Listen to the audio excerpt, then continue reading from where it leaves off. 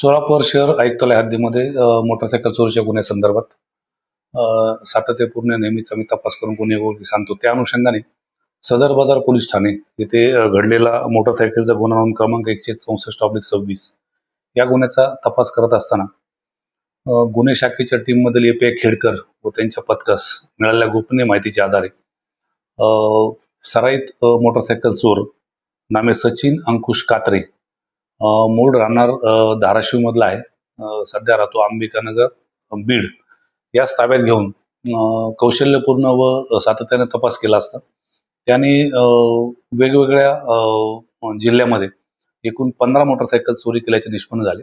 त्यामध्ये तपासादरम्यान सोलापूर शहर आयुक्तालयामधील एकूण 4 मोटरसायकलीचे गुन्हे उघडकीस आणून त्या मोटरसायकल जप्त करण्यात आले आहेत.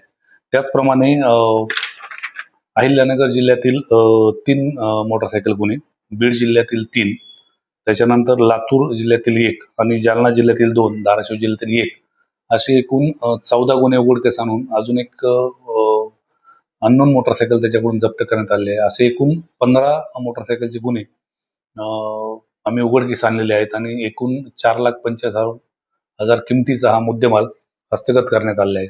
सध्या हा आरोपी न्यायालयीन कोठडीत असून संबंधित पोलीस स्टेशनला आम्ही त्याबाबत पुढील कारवाई करण्यासाठी कळवण्यात आलेली आहे.